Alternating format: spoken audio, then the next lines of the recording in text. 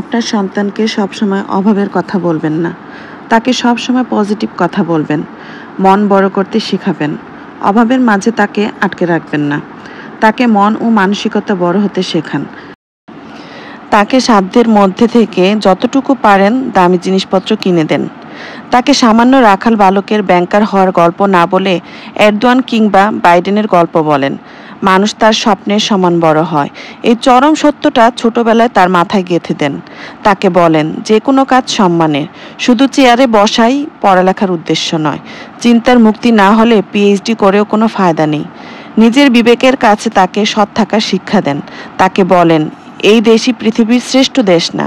পৃথিবীতে আরও অনেক বড় বড় দেশ, জাতি, মানুষ, সভ্যতা আছে। প্রচুর ভ্রমণ কাহিনী পড়তে দেন।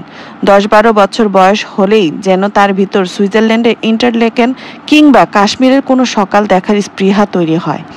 বাচ্চাদের অভাব শিখাবেন না। অভাবী মানুষ পৃথিবীতে কিছুই দিতে পারে না। এদের জীবন কাটে ধুকে ধুকে। খড়কুটোর মতো বেঁচে থাকা আসলে কোনো জীবন না। টাকায় দরিদ্র হওয়া কোনো অপরাধ না। অপরাধ হলো নিজের চিন্তা ভাবনাকে গরিব করে রাখা। যারা আপনার সন্তানের উচ্চাকাঙ্ক্ষাকে ছোট করে দেখে তারা হতাশাগ্রস্ত লোক। এদের কাছ থেকে 500 হাত দূরে থাকুন। লেখাটা কে লিখেছেন জানি না, ফেসবুক থেকে নেওয়া, ভালো লেগেছে তাই আপনাদের সঙ্গে শেয়ার করলাম। হ্যালো এভরিওয়ান, আসসালামু আলাইকুম। কেমন আছেন আপনারা সবাই?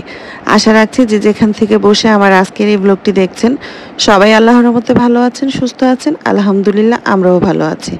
চলে আসলাম ছোটোখাটো একটা লাইফস্টাইল ব্লগ নিয়ে। আশা রাখছি আজকের ব্লগটিও বরাবর মতন আপনাদের কাছে ভালো লাগবে। ছোটবেলার মায়ের হাতের একটা রেসিপি অনেক বেশি মনে পড়ে যায় মাঝে মাঝে। আসলে সময় ব্যস্ততার কারণে না করা হয় না, কিন্তু খেতে খুবই ইচ্ছে করে। তো ছোটবেলা অনেক ছোট থাকতে আমার যতটুকু মনে পড়ে আমার মায়ের হাতের কাঁঠালের বীজের হালুয়া খেয়েছিলাম। তো এই হালুয়াটা না প্রায়ই আমার খুব খেতে ইচ্ছে করে।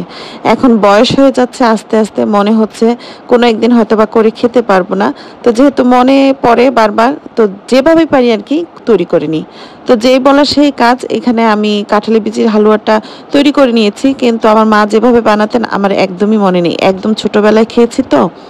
তো এই তো এখানে কাঁঠালের বিচির হালুয়াটা আমি আমার মতো করে বানিয়ে নিলাম। আর দেখলাম যে না, টেস্টটা আমার কাছে অনেক ভালোই লাগছে। আর বাচ্চাদেরকেও নতুন একটা আইটেম আর কি খাওয়ালাম, ওরাও অনেক বেশি খুশি, সেই সঙ্গে অবাক। তো এখানে হালুয়াটা আমি বিছিয়ে নিলাম, ঠান্ডা করে নিয়ে তারপর এটাকে আমি মানে পিস পিস করে কেটে নিব, বরফি আকারে আর কি। তো আপনারা কে কে খেয়েছেন কাঁঠালের বিচির হালুয়া অবশ্যই আমাকে কমেন্টস করে জানাবেন। আর যদিও বানিয়েছি, কিন্তু আমার মায়ের মতন টেস্টটা মানে এখনো আমার মুখে লাগে না। আর আরেকটা গুরুত্বপূর্ণ কথা আমি আপনাদের সঙ্গে শেয়ার করতে চাচ্ছি। তো আমি আমার জীবন থেকে ঘটে যাওয়া বা যা করি আর কি টুকটাক, সেখান থেকে যতটুকু পারি আপনাদের সঙ্গে একটু একটু করে আর কি ব্লগ আকারে শেয়ার করি। আপনাদের সবার কাছে ভালো লাগবে না এটা আমি জানি। যাদের কাছে ভালো লাগে না আপনারা আমাকে ইগনোর করবেন। আর যাদের কাছে ভালো লাগে আমার রেগুলার ব্লগগুলো দেখতে, প্লিজ আমার পাশে থেকে আমাকে এভাবেই সাপোর্ট করে যাবেন। আর যাদের ভালো লাগে না, না দেখতে পারেন, কারণ আমি আপনাদেরকে জোর করছি না আমার ব্লগগুলো দেখার জন্য। তো এই তো রাতের বেলা দুধ গরম করে নিলাম, বাচ্চাদেরকে দুধ দিয়ে দিচ্ছি, আমিও একটু খেয়ে নিব। আর যতটুকু পেরেছি আর কি একদম ছোটোখাটো একটা লাইফস্টাইল ব্লগ আমি শেয়ার করলাম। আশা রাখছি ভালো লাগবে। আর লং লং ভিডিওগুলো না আমি সবসময় দিতে চাই না, তাহলে হয়তো বা দেখে আপনারা বোর হয়ে যাবেন। তো আজকের ব্লগটা কেমন লেগেছে অবশ্যই জানাবেন, জানতে পারলে আমার কাছে ভালো লাগবে। আর আপনারা যখন সুন্দর সুন্দর কমেন্টসগুলো করেন আমার কাছে অনেক বেশি ভালো লাগে। আর আমি চেষ্টা করি সবসময় আপনাদের কমেন্টসের আনসার করার জন্য। আর আমি না দুধ একদমই খেতে পারি না, আমার কাছে কেন জানি ভালো লাগে না, আমি খেতে পারি না। কিন্তু দুধ দিয়ে কোনো কিছু বানালে সেটা খেতে আর কি ভালো লাগে। তো এখানে একদম ছোট যে গ্লাসটা দেখতে পাচ্ছেন সেটাই কিন্তু আমার।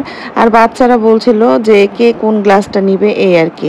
আর আমরা শুধু খাবা, আনাবিয়া খাবে না, ওর দুধটাও রেডি করে নিলাম। তো এই তো 5 জনের দুধ নিয়ে যাচ্ছি। তো সবাই ভালো থাকবেন, আজ এই পর্যন্তই। আল্লাহ হাফিজ, আসসালামু আলাইকুম।